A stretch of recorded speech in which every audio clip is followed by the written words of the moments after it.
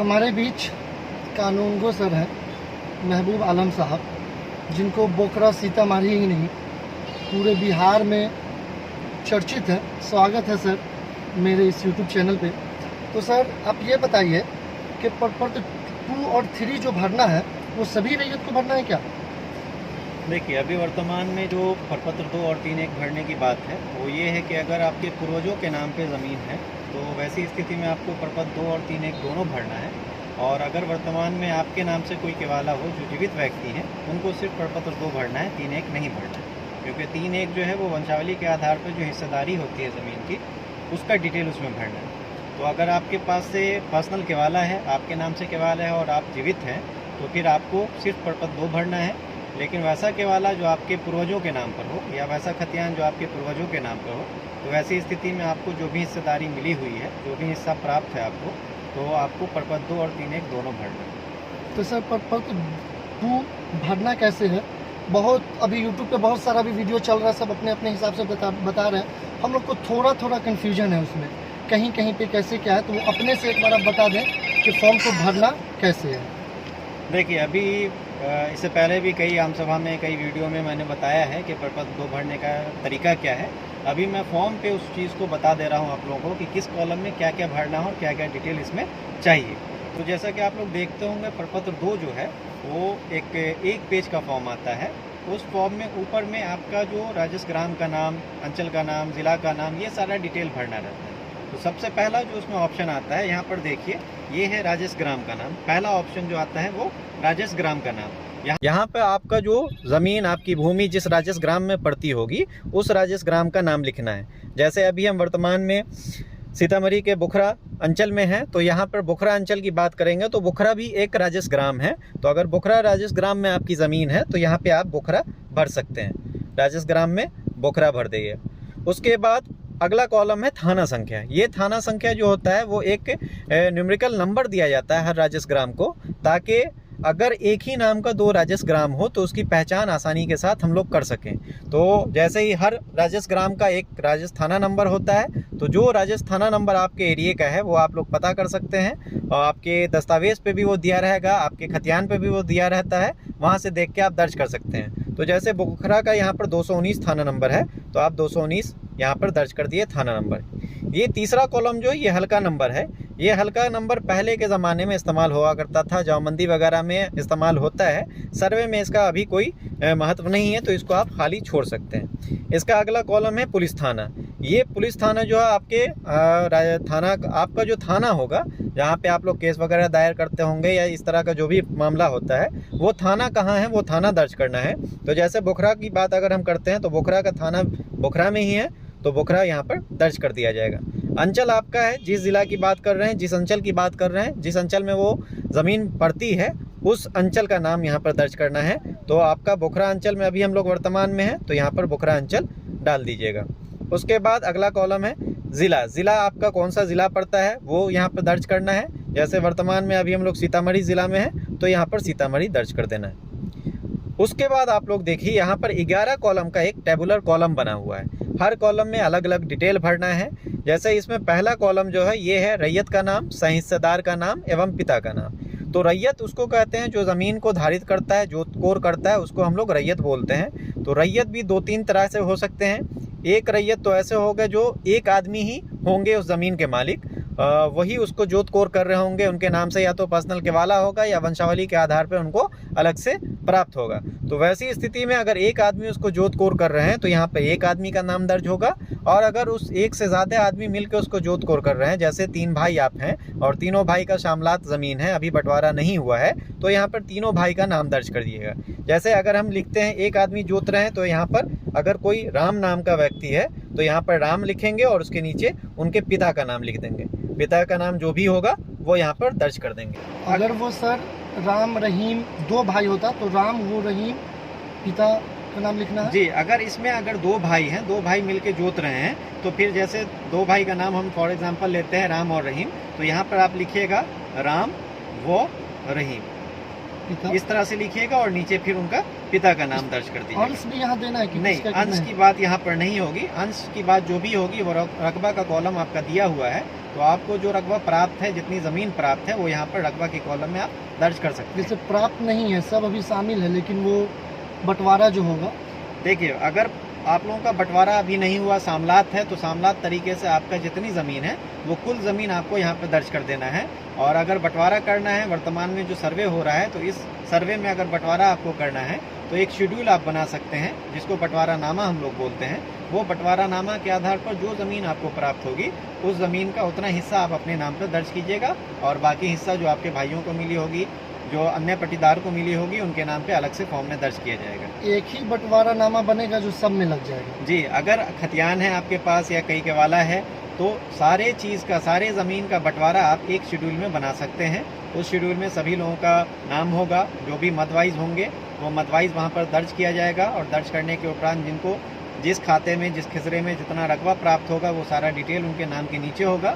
और उसके नीचे आप लोग जितने भी पक्ष होंगे, उस बंटवारा में जो भी पट्टीदार होंगे, सारे पट्टीदार का, सारे भाइयों का हस्ताक्षर कराना है। और हस्ताक्षर कराने के बाद आपके ही समाज के जो पंच लोग होते हैं, जिनकी उपस्थिति में बंटवारा वगैरह होती है, वैसे पंचों का साइन करवा लीजिएगा गवाह के तौर पर, ताकि भविष्य में उस बंटवारे पे कोई क्लेम करने से बच सके। ऐसा भी देखा जाता है कि लोग भाइयों का फेक साइन कर देते हैं, और फेक साइन करने के बाद में भाई आते हैं, वो क्लेम करते हैं कि ये मेरा साइन नहीं है, किसके उपस्थिति में बंटवारा हुआ है ये बताया जाए। तो वैसा प्रूफ करने के लिए आप लोगों को, जो आपके समाज के, आपके गांव के सरपंच होंगे, सरपंच होंगे, या वरिष्ठ नागरिक होते हैं जो उस सामाजिक कार्य में जुड़े हुए रहते हैं, तो वैसे लोगों से गवाह के तौर पर आप साइन ले सकते हैं। वो साइन ये सत्यापित करेगा कि उनकी उपस्थिति में आप लोगों का बंटवारा हुआ है, और सभी लोग वहाँ पर जो भी पक्ष हैं उपस्थित थे। अच्छा, तो परपत्र 2 जो है, फिर बंटवारा नामा लगाना है तो परपत्र 2 अपना अपना भरना है। जी, अगर बंटवारा हो गया है तो बंटवारा के अनुसार आपको प्रपत्र 2 भी आपको हिस्सेदारी के हिसाब से ही भरना है, अपना अपना। उसमें सबका नाम दर्ज नहीं होगा। ठीक। अगर सामलात करना है तो फिर सारे लोगों का नाम दर्ज होगा। ठीक। तो ये कॉलम हो गया पहला कॉलम, जिसमें जो भी रैयत होंगे या हिस्सेदार होंगे, सभी का नाम दर्ज होगा, और उसके नीचे उनके पिता का नाम दर्ज होगा। दूसरा कॉलम जो है, ये है अस्थाई पता का। ये अस्थाई पता आपका घर जहाँ है वो अस्थाई पता कहलाता है। ऐसी भी स्थिति बन सकती है कि आपकी ज़मीन 2 गांव, 3 गांव, 4 गांव में हो सकती है, लेकिन आपका जो अस्थाई पता होगा वो हमेशा एक ही होगा। तो आप जितना भी फॉर्म भरिएगा, जिस गांव के लिए भरिएगा, वो सारे फॉर्म में अस्थाई पता एक ही रहेगा। वो एक अस्थाई पता आपका जहाँ घर है वो भरिएगा। जैसे आपका घर अगर बोखरा में पड़ता है तो यहाँ पर ग्राम बोखरा लिखिए। अगर कोई मोहल्ला है तो मोहल्ले का नाम दर्ज कर दीजिए। जैसे हम यहाँ पर लिख रहे हैं ग्राम बोखरा, अंचल बोखरा और ज़िला सीतामढ़ी।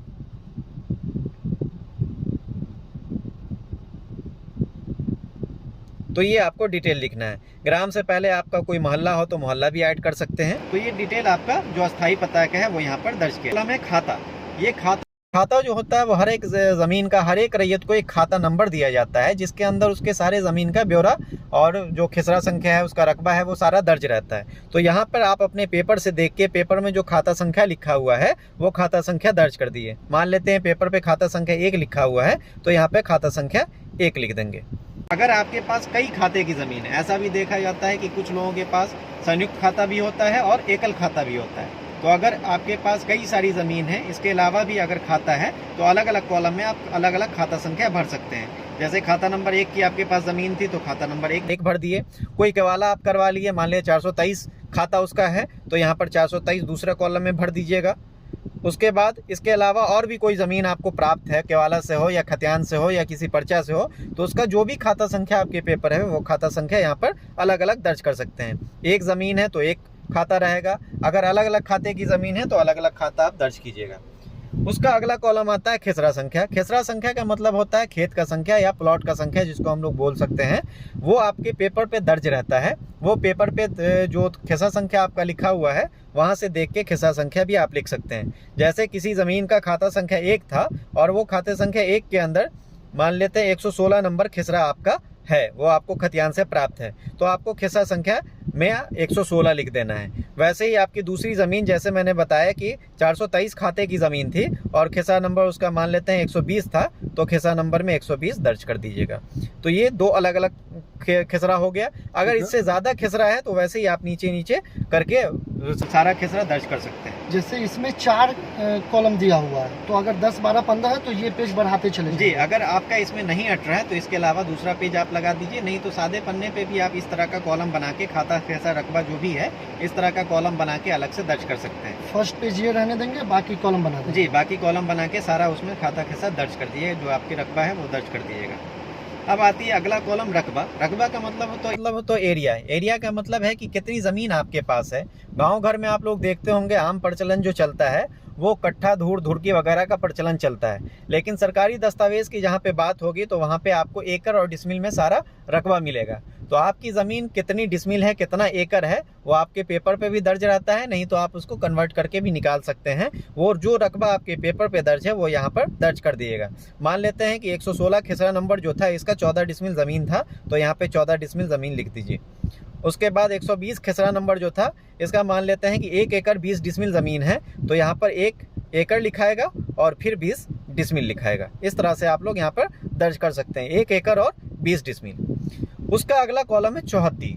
चौहद्दी जो है ये वर्तमान स्थिति के हिसाब से भराएगी और ये चारों तरफ का चौहद्दी भराएगा। पुराने से खतियान में आप लोग देखते होंगे कि सिर्फ 2 साइड का उत्तर और दक्षिण ही चौहद्दी दर्ज किया जाता था, लेकिन आपको जो वर्तमान में अभी फॉर्म भरना है या नया जो खतियान बनेगा इसमें चारों चौहद्दी आप लोगों को दर्ज मिलेगी। तो आपको वर्तमान में आपके प्लॉट के चौहद्दीदार कौन है उनका नाम यहाँ पर दर्ज करना है। हो सकता है कि आपका पेपर जो है या खतियान हो या केवाला हो वो पुराना पेपर है, तो पुराने समय में आपके चौहद्दीदार कोई और रहे होंगे, लेकिन वर्तमान में आपके चौहद्दीदार बदल गए होंगे।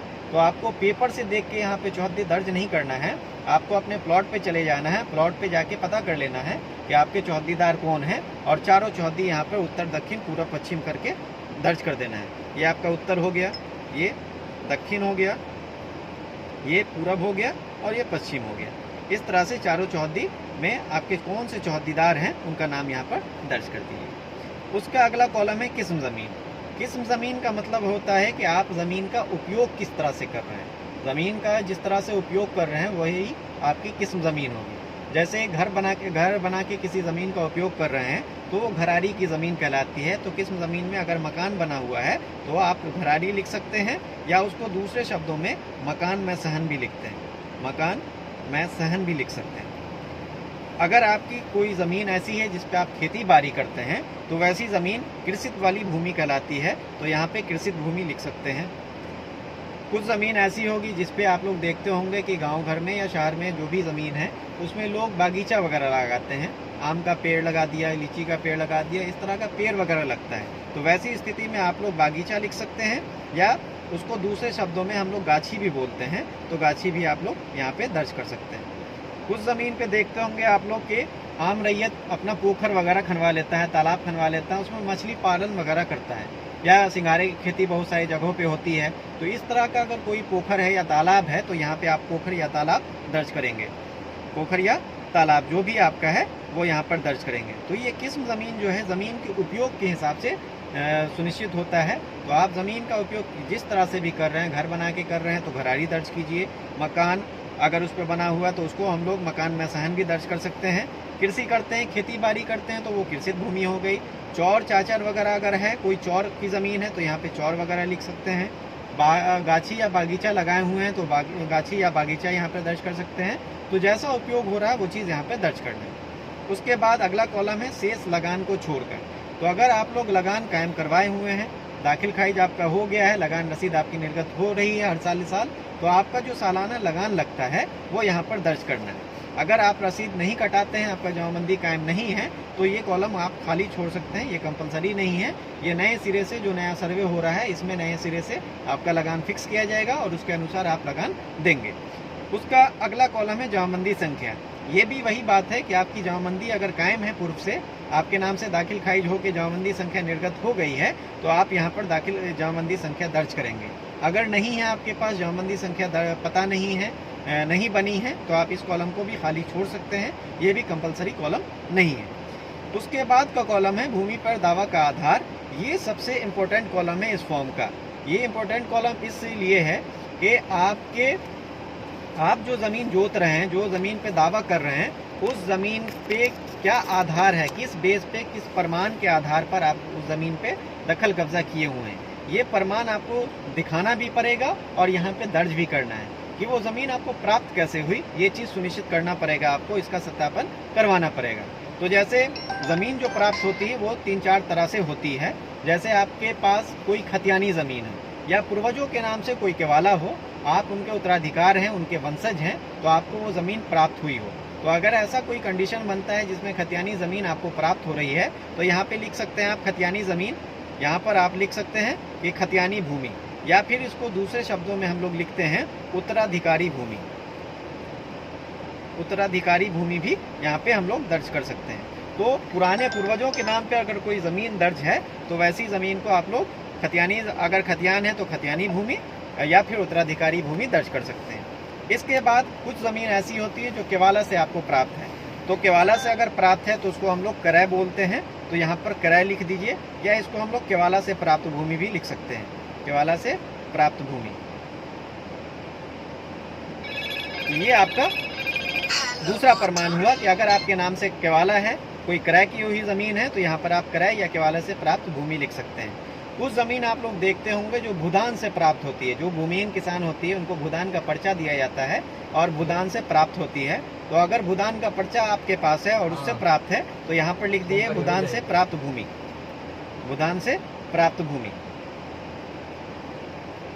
कुछ केस में देखते होंगे आप लोग कि सरकारी ज़मीन की भूमिहीन किसानों को बंदोबस्ती की जाती है, तो अगर बंदोबस्ती पर्चा आपको निर्गत है अंचल से, तो यहाँ पर आप लोग लिख दिए बंदोबस्त, या बंदोबस्ती भी लिख सकते हैं, बंदोबस्ती या बंदोबस्त भी लिख सकते हैं, दोनों। तो ये सारा आपका प्रमाण होता है किसी भी ज़मीन का। अगर खतियान है तो खतियानी ज़मीन, केवाला है तो केवाला से प्राप्त भूमि या क्रय से प्राप्त भूमि, भूदान से है तो भूदान से प्राप्त भूमि, बंदोबस्ती से है तो बंदोबस्ती से प्राप्त भूमि। सीलिंग से बहुत सारे लोगों को ज़मीन मिलती है, भूमिहीन किसान को जो सीलिंग एक्ट के द्वारा, सरकार के द्वारा अर्जित की जाती है, उस अर्जित भूमि को भूमिहीन किसानों के बीच में वितरण किया जाता है। तो ऐसी स्थिति में अगर उससे प्राप्त है तो यहाँ पे लिख दिएगा भू हदबंदी पर्चा से प्राप्त भूमि, भू हदबंदी पर्चा से प्राप्त भूमि इसको बोलते हैं, तो वो आप यहाँ पर लिख सकते हैं भू हदबंदी पर्चा से प्राप्त भूमि। ठीक है। उसके बाद अगला कॉलम जो है, ये लास्ट कॉलम है जिसको हम लोग अभियुक्ति कॉलम बोलते हैं। अभियुक्ति कॉलम में वैसा डिटेल लिखा जाता है जो इस फॉर्म में आपसे पूछा नहीं गया है, लेकिन वो जानकारी आपको देना ज़रूरी है।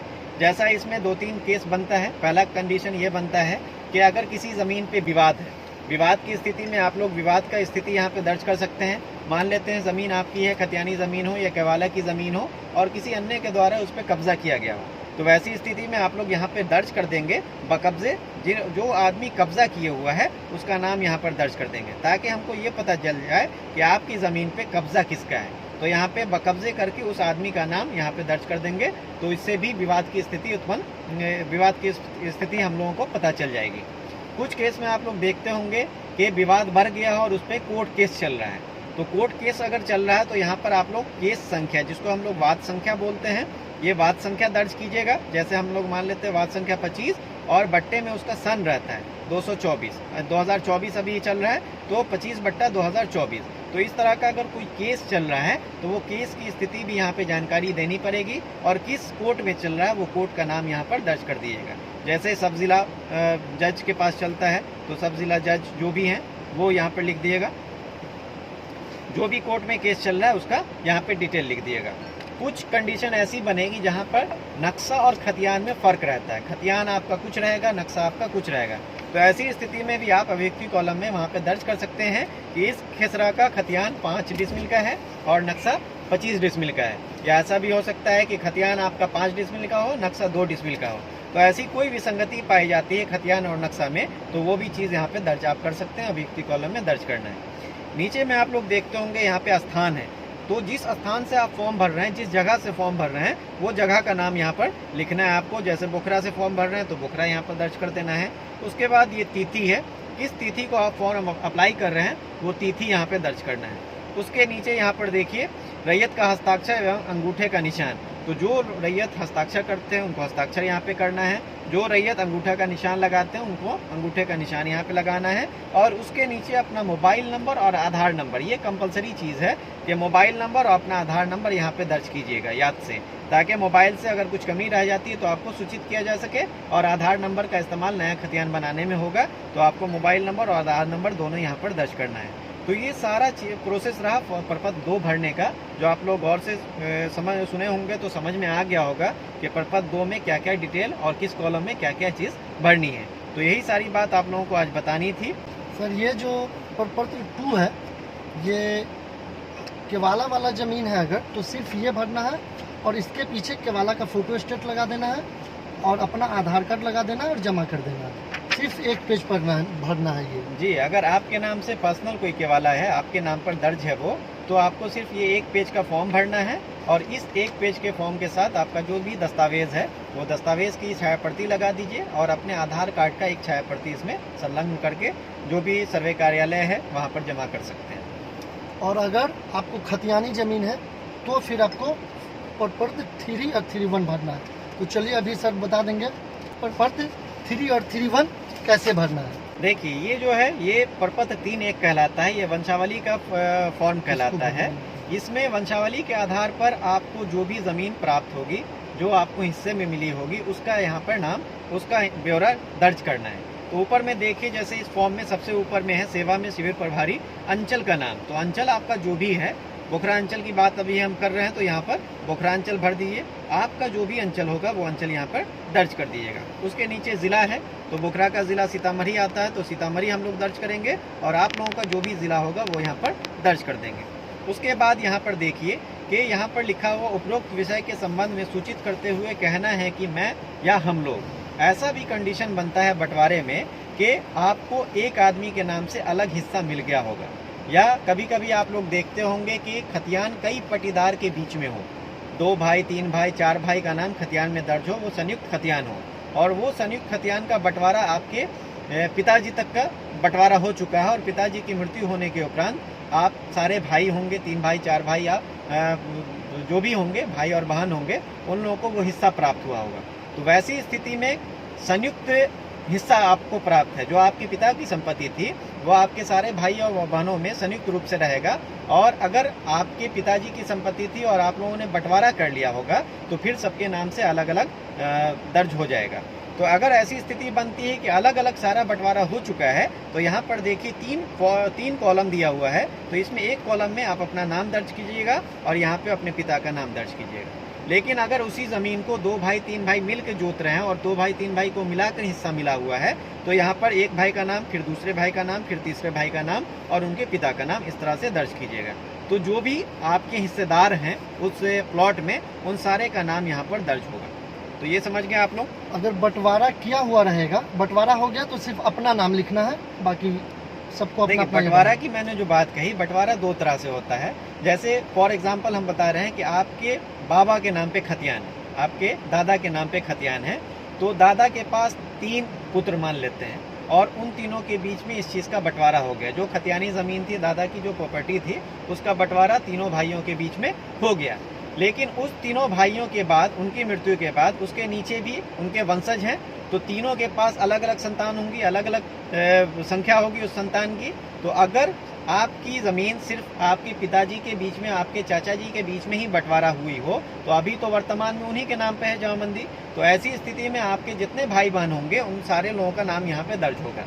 लेकिन अगर आपकी पिता की संपत्ति फिर से बंटवारा हो के आप सारे भाइयों और बहनों के बीच में बंटवारा हो गया है, वितरण हो गया है, आपके नाम पे जमाबंदी कायम हो गई है, तो फिर आप सिर्फ अपना नाम यहाँ पर दर्ज करेंगे, जो आपको हिस्सा मिला हुआ है उसका आप मालिक होंगे। तो यहाँ पर एक आदमी का भी नाम दर्ज हो सकता है, या अगर संयुक्त रूप से है तो सारे लोगों का नाम भी दर्ज कर सकते हैं। तो ये चीज़ हो गया।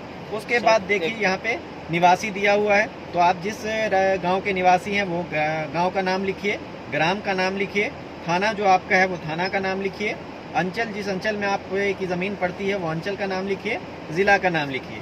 उसके बाद है ये जाति।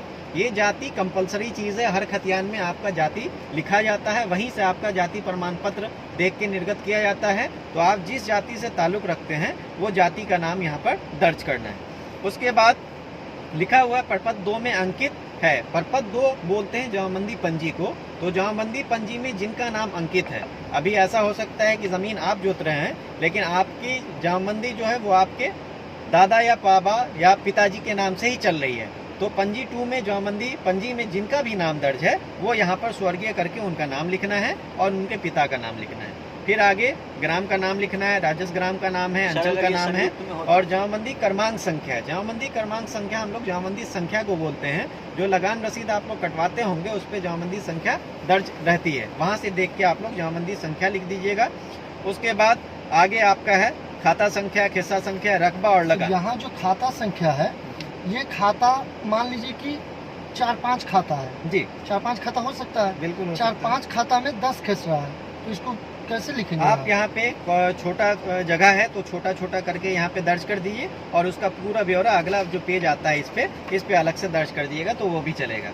या फिर यहाँ पर आप 2-3 लिखिए और उसके बाद इत्यादि कर दीजिए। इत्यादि से भी ये साबित हो जाएगा कि आगे लास्ट पेज पे वो चीज़ वहाँ पे दर्ज किया हुआ है। तो ये जगह कम होने की वजह से हो सकता है यहाँ पे आपको नहीं हटे, तो आप इस खाता, खिस्सा और रकबा का जो भी डिटेल है वो अगले पेज पे दर्ज कर सकते हैं। यहाँ पे जितना अट सके वहाँ पे आप दर्शा दीजिए। 2-3 खाता जहाँ यहाँ लिख देंगे, खिस्सा कुछ लिख के रकबा पूरा लिख देना जी, जो भी रकबा है उस खिसरा का वो सारा रकबा लिख दिएगा और इसका सारा डिटेल आपसे अगले पेज पे पूछ ही रहा है यहाँ पर, तो यहाँ पे आपका उसका हिसाब से फिर से आप दर्ज कर सकते हैं।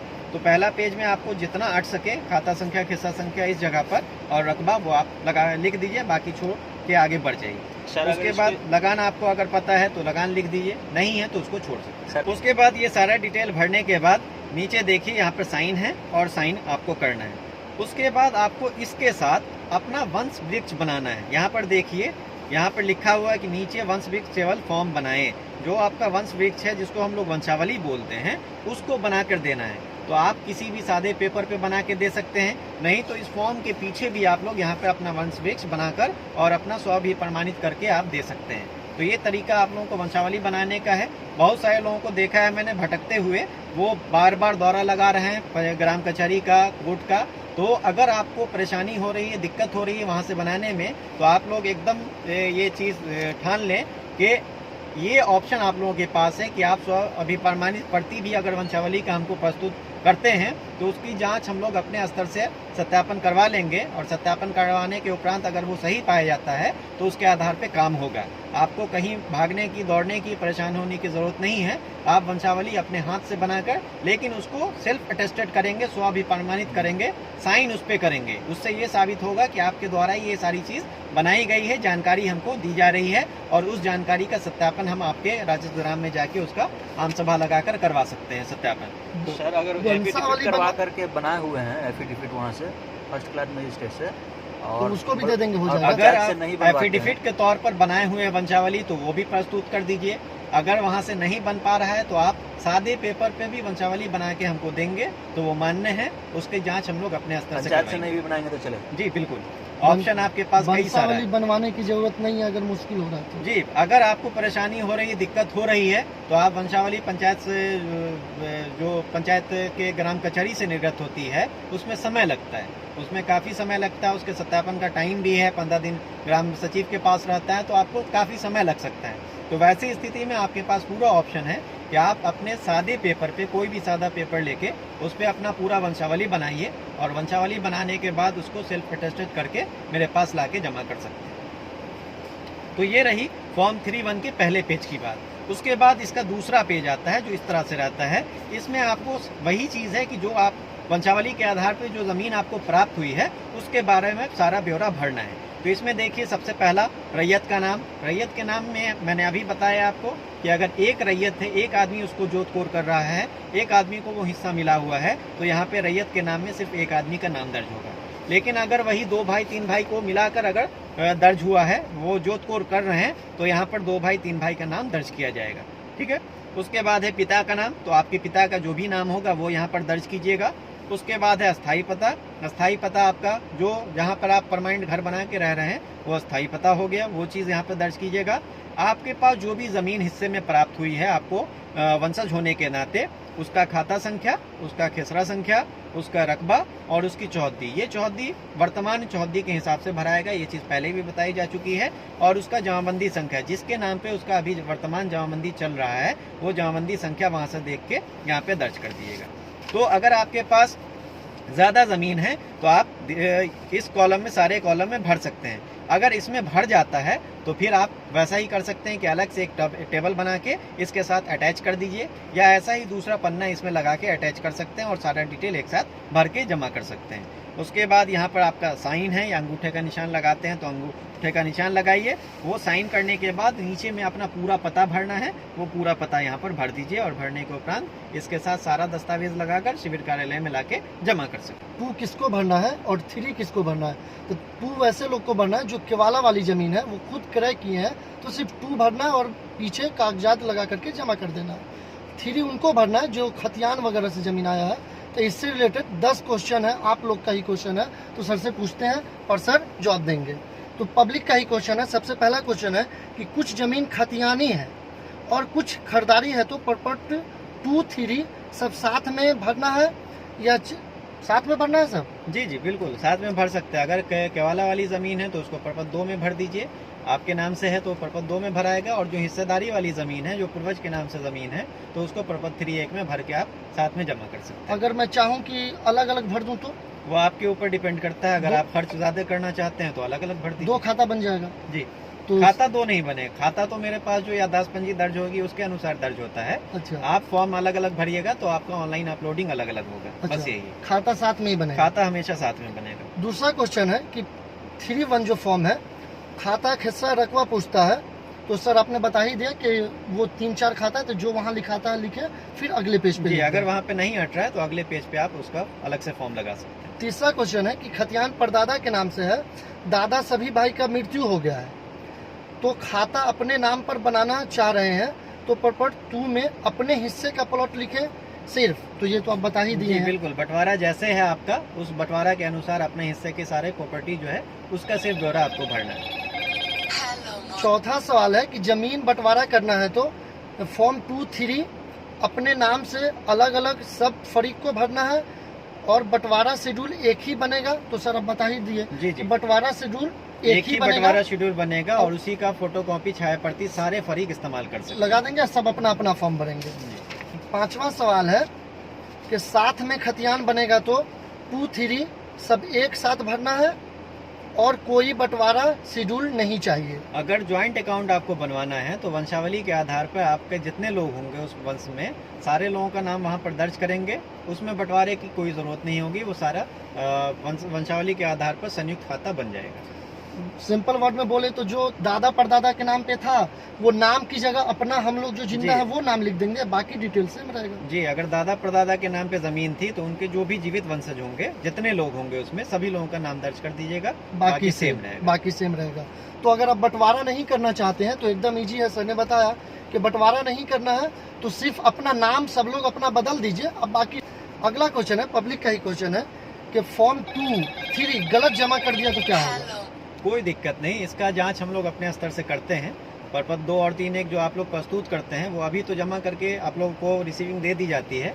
बाद में इसकी जांच हम लोग करते हैं और जांच में फिर आपका प्लॉट सत्यापन किया जाएगा। अगर दोनों का मिलान नहीं होता है तो आपसे पेपर मांगा जाएगा फिर से, और पेपर अगर आप सही प्रस्तुत कर देते हैं तो उस पेपर के अनुसार नया सर्वे का जो भी खतियान बनेगा उस अनुसार बन जाएगा। तो उसके लिए घबराना नहीं है। अगर कोई गलती हो गई है तो अगर आपको पता चल गया है कि गलत मैंने भर दिया तो दोबारा फॉर्म अप्लाई कर दीजिए, और अगर नहीं करना चाहते हैं तो वो सत्यापन के क्रम में ऐसे ही आपको बताया जाएगा कि आपकी फॉर्म में ये गलती थी, एक ऐसा नंबर आपका नहीं था, फिर भी आपने भर दिया था, तो आपका दखल इस पर नहीं है। तो ऐसी स्थिति में आप इसका प्रमाण दीजिए। प्रमाण देने अगर आप प्रस्तुत कर देते हैं तो आपके नाम से खतियान बनेगा, अगर नहीं कर पाते हैं तो जिनका जो अधिकार होगा उनके नाम से खतियान बनेगा। ज्यादा भटकने की जरूरत नहीं है, थोड़ा गलती भी हो गया तो बाद में सुधार किया जा सकता है। देखिए, सर्वे के लिए आप लोगों को ये चीज़ इस चैनल के माध्यम से मैं सुनिश्चित कर देना चाहता हूँ सभी पब्लिक को कि सर्वे को आप लोग हाइपर मत बनाइए। सर्वे के लिए इधर उधर मत भटकिए। लोग का क्या है कि आप अगर 10 लोगों के पास जाते होंगे तो 10 तरह की जानकारी आपको देते होंगे। उनको जानकारी रहती है या नहीं रहती है वो चीज़ अलग चीज़ है। जानकारी के अभाव में आपको गलत डायरेक्शन में भटका सकते हैं वो। तो आपको जो भी जानकारी चाहिए वो कृपया करके सर्वे ऑफिस में आइए, वहाँ पे जानकारी हासिल कीजिए, या इस तरह की वीडियो जो भी निकाली जा रही है उस वीडियो को आप लोग देखिए, तो आपको बिल्कुल सटीक जानकारी होगी और उस जानकारी के अनुसार आपका काम बिल्कुल आसान तरीके से होगा। तो ज़्यादा इधर उधर नहीं भटकिए, दलालों के चक्कर में नहीं पड़िए और सीधे आप सर्वे कार्यालय को संपर्क कीजिए, वहाँ पे आके सारी चीज़ समझिए और जानिए, तब आपका काम आसानी के साथ हो जाएगा। चौहद्दी वगैरह जैसे अभी पता करना है, नया चौहद्दी लिखना है, तो इसमें हो सकता है कि चौहद्दी लिखने में गलती हो जाए।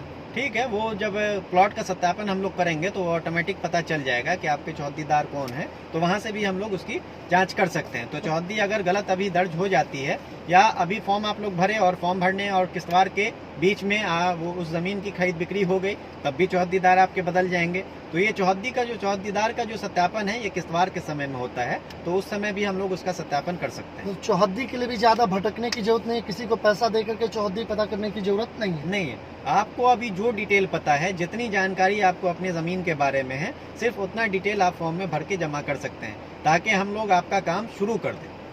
सर, पूर्वजों के नाम में, जैसे मैं अपना खुद बोलूं तो बहुत सारे लोग आए हैं, तो वो पूर्वजों के नाम में नाम का मसला है, किसी को नाम अच्छे से पता नहीं है, कोई सीधे लतीफ़न बोल दिया तो उसका लतीफ़न बीबी लतीफ़न है, ये सब थोड़ा मिस्टेक है। देखिए, नाम के केस में एक ये चीज़ है कि अगर थोड़ा बहुत चेंज है या थोड़ा टाइटल का चेंज हो गया है, या 2-3 नाम अगर किसी का रहता है तो उसमें एक नाम छूट गया है, अलग अलग पेपर पे अलग अलग नाम दर्ज है, तो वैसी स्थिति में आप लोग फर्स्ट क्लास मजिस्ट्रेट से एफिडेविट बनाकर सबमिट कर सकते हैं। हम भी अपना उसको सामाजिक स्तर पे उसकी जांच पड़ताल कर लेंगे, अगर सही पाया जाएगा तो उसके आधार पर आपका सर्वे का काम होगा। ठीक है, पहले जो आधार कार्ड वगैरह नहीं था, अभी तो आधार कार्ड नेम में एक एक स्पेलिंग देखा जा रहा है, तो ज़मीन पे अक्सर है जैसे बीबी फलाना खातून, शेख सहबूब अली, जैसे मेरे दादाजी का नाम है शेख फलां अली, तो और आधार कार्ड निकालते हैं तो सिर्फ सहबूब अली, आधार कार्ड निकालते हैं तो बीबी गायब है। तो इस तरह में जो अभी परपट 2 भरना है, उसमें आधार के बेस पे भरें या फिर बीबी को शेख को ऐड करें? नहीं, अभी जो फॉर्म भरिएगा वो आप लोग आधार कार्ड के बेस पे ही भरिएगा, जो आधार कार्ड में नाम आपका है वही नाम वहाँ पर दर्ज कीजिएगा, क्योंकि आधार कार्ड से आपको पता है कि इसको लिंक किया जाएगा, और लिंक करने के साथ आपको लैंड कार्ड, जो भूमि कार्ड जिसको बोलते हैं, वो दिया जाएगा। तो आधार कार्ड के हिसाब से वो बिल्कुल सही नाम आपका होगा, वो नाम दर्ज कीजिए। और अगर आपके पेपर पे कुछ कमी है, नाम में कुछ थोड़ी बहुत अशुद्धियाँ हैं, तो वैसी स्थिति में आप फर्स्ट क्लास मजिस्ट्रेट से एफिडेविट बनाकर हमको प्रस्तुत कर सकते हैं, हम भी अपने स्तर से उसका सत्यापन कर लेंगे और सत्यापन के उपरांत इसका कार्य किया जाएगा। तो ये जो फर्स्ट क्लास में स्टेट है, तो ये तो लास्ट में भी जरूरत पड़ा तो बनेगा, जी जरूरत जी, नहीं पड़ा तो नहीं बना। ये आप खानापुरी के समय भी जमा कर सकते हैं, अभी जमा करना कंपलसरी नहीं है। जब खानापुरी का समय आएगा, तो जिस समय आपसे ओरिजिनल साक्ष्य मांगा जाएगा और उसका जांच किया जाएगा, तो उस समय भी आप वो एफिडेविट जमा कर सकते हैं। नाम के लिए भी ज़्यादा भटकने की जरूरत नहीं है, गलती है तो सही जो नाम है वो भरें, जब उस टाइम होगा तो देखा जाएगा, यही ना सर? 10वां सवाल है कि फॉर्म 2 और 3 भरते समय क्या गलती नहीं करना चाहिए, आप इस चैनल के माध्यम से रैयत को निर्देश दे दें। फॉर्म 2 और 3 जब भी आप भरिए, तो सबसे पहले अपना दस्तावेज या जो खतियान है वो निकाल लीजिए, और वो निकाल के वहाँ से सारा डिटेल दर्ज कीजिए। बहुत सारे लोग क्या करते हैं कि लगान रसीद से फॉर्म भरते हैं, तो लगान रसीद जो ऑनलाइन अपडेट किया गया है उसमें बहुत सारी गलतियां होने का चांसेस रहता है।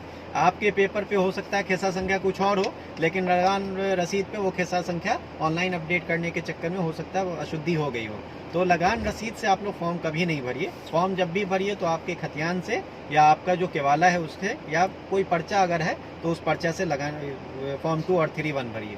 दूसरी चीज़ कि वैसे लोगों से आप फॉर्म भरवाइए, जैसे बहुत सारे गांव के लोग होंगे जिनको पढ़ने लिखने नहीं आता होगा, तो वैसे लोगों से फॉर्म भरवाइए जाकर जो समाज में भूमि की जानकारी रखते हैं, थोड़ा बहुत भी जानकारी रखते हैं। क्योंकि आप लोग केवाला देखते होंगे या खतियान देखते होंगे, तो उसमें कुछ चीज़ें ऐसी रहती है जो कॉमन रहती है। जैसे आप खेसा संख्या देखेंगे तो वो हिंदी संख्या में रहती है, तो हिंदी संख्या भी सबों को पढ़ने नहीं आता है। जहाँ पर हिंदी में जो 7 लिखा जाता है वो इंग्लिश के लगभग 6 जैसा रहता है, तो बहुत सारे लोग उसमें गलती कर देते हैं। हिंदी में जो 5 लिखते हैं, इंग्लिश के 4 जैसा लगभग रहता है, तो वैसी गलतियां उसमें कर देते हैं। तो ऐसे लोगों से आप फॉर्म भरवाइए अगर आपको नहीं आता है, जो समाज में भूमि की जानकारी रखते हैं, उनको सही सारी चीज़ पता हो। तो ये चीज़ हो गई। दूसरा कि रकबा में बहुत सारा हम लोग देखते हैं गलती, कि खतियान में जब आप लोग रकबा देखते होंगे तो वहाँ पे आपको खतियान में पहला जो होता है वो एकड़ और डिसमिल में रकबा लिखा रहता है, तो एकड़ और डिसमिल में जो रकबा लिखा रहता है उसको सही सही देख के भरना है। एकड़ का कॉलम अलग रहता है, डिसमिल का कॉलम अलग रहता है। डिसमिल में आपको 0.17 लिखा हुआ है, इसका मतलब वो 17 डिसमिल है। ठीक है, बहुत सारे लोग 0.17 को 0.17 डिसमिल लिख देते हैं, तो 0.17 को आपको 0.17 डिसमिल नहीं लिखना है, वो 17 डिसमिल लिखना है। वो लिखने का तरीका होता है खतियान में, तो वो भी देख के सही सही दर्ज करना है। अगर एकड़ में कोई रकबा है तो एकड़ वाला भी रकबा दर्ज करना है, एकड़ वाला को छोड़ना नहीं है, एकड़ के साथ साथ डिसमिल का रकबा दर्ज करना है। तो ये सारी चीज़ है, थोड़ा आप लोग इस पे ध्यान देंगे फॉर्म भरते टाइम में, और बिल्कुल फॉर्म सही सही भर के सर्वे कार्यालय में जमा करना सुनिश्चित करेंगे। तो सर ये है कि उर्दू जैसे अभी से पहले जो केवाला देखते हैं तो लगभग 1975 के आसपास से पहले 80 तक लगभग उर्दू में है पूरा केवाला, तो क्या उसको हिंदी बनवाना है? लोग परेशान है उसके लिए हिंदी बनवाने देखिए, के लिए। बहुत सारे लोग पहले जो केवाला करवाते थे वो उर्दू में केवाला करवाते थे, क्योंकि पहले रजिस्ट्री ऑफिस में उर्दू का ही प्रचलन हुआ करता था। लेकिन अब जो केवाला होता है वो टाइप फॉर्मेट में होता है, तो वो हिंदी में ही टाइप किया जाता है। तो वैसी स्थिति में अगर कार्यालय में कोई उर्दू पढ़ने वाला स्टाफ है तो वहाँ से तो देख के आपका वो सही सही काम हो जाएगा। लेकिन अगर कार्यालय में उर्दू पढ़ने वाला स्टाफ नहीं है तो फिर वैसी स्थिति में आपको उसका अनुवाद करा के जमा करना पड़ेगा। अपने बोखरा ब्लॉक में उर्दू चलेगा? हाँ, चल सकता है। आप उर्दू जानते हैं? अभी तक तो जानते हैं। बहुत अच्छे से पर्पट 2, 3 भरने के बारे में बताए हैं, तो इसके लिए आपका बहुत बहुत धन्यवाद। तो आगे भी ज़रूरत पड़ा तो सर आप टाइम देंगे? बिल्कुल याद कर सकते हैं, फ्री समय रहा तो बिल्कुल आपको समय देंगे। पर सर लास्ट है कि पब्लिक का क्वेश्चन आता है सर, कॉल नहीं उठाते हैं, उसके बारे में? देखिए, सबसे बड़ी चीज़ है कि बहुत सारी पब्लिक ऐसी हैं जिनको आम सभा में ये बताई जाती है कि आपको कोई समस्या हो तो कार्यालय में संपर्क करें। तो लोग, मेरी हालत अभी मैं अपना पर्सनल बता रहा हूँ कि रात को 11:30 बजे, 12 बजे, सुबह 5:30 बजे, 4 बजे इस तरह से कॉल आने लगती है। तो कॉल पे हर चीज़ का समस्या का समाधान नहीं हो सकता है। दूसरा कि हर आदमी का अपना निजी जीवन भी होता है। आप दिन रात अगर वर्क रिलेटेड ही बात करेंगे हमसे, वो भी पॉसिबल नहीं है। तीसरी चीज़ कि अगर हम ऑफिस में रहते हैं या मीटिंग में रहते हैं, किसी से बात करते रहेंगे, तब आप कॉल कीजिएगा, तो उस समय उपलब्ध हम कॉल रिसीव नहीं कर पाएंगे। ठीक है, ये मेरी मजबूरी रहती है। तो फ़ोन कॉल से आप सिर्फ इतना सुनिश्चित कर लें कॉल करके कि मैं यहाँ पे आया हूँ या नहीं आया, क्योंकि वर्तमान में मेरे पास 3 अंचल का प्रभार है, तो कभी मैं वहाँ जाता हूँ, कभी यहाँ पे आता हूँ। वो दिन अभी सुनिश्चित नहीं किया गया, वो दिन भी हम सुनिश्चित कर देंगे बहुत जल्दी कि किस दिन बोखरा ब्लॉक में हम बैठेंगे, किस दिन बाकी अंचल में बैठेंगे। तो वो सुनिश्चित कर देने के बाद फिर आप लोगों को ये सूचना मिल ही जाएगी कि किस दिन हम यहाँ पे रहते हैं, उस दिन आके आप संपर्क कर सकते हैं। तो आप लोगों से एक निवेदन यही रहेगा सारे आम किसानों से, आम रैयतों से, कि कॉल को तरजीह ज़्यादा नहीं दीजिए। आप सिर्फ इतना पता कर लीजिए कि मैं यहाँ पे उपस्थित हूँ या नहीं हूँ।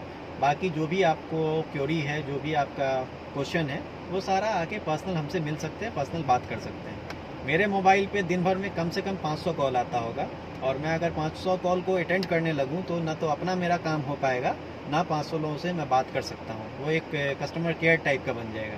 तो मेरी मजबूरी है कि हम कॉल नहीं रिसीव कर पाते हैं किसी कार्य में व्यस्त होने के कारण। मैक्सिमम लोगों से बात होती है, बहुत सारे लोग ऐसे हैं जिनका कॉल मैं रिसीव करता हूँ, फ्री टाइम रहता है तो रिसीव भी करता हूँ, उनको सारा सॉल्यूशन भी देता हूँ। लेकिन अगर सिर्फ कॉल पे आप लोग हमसे बात कीजिएगा तो वो पॉसिबल नहीं है, उसमें हम क्षमा चाहते हैं आप लोगों से।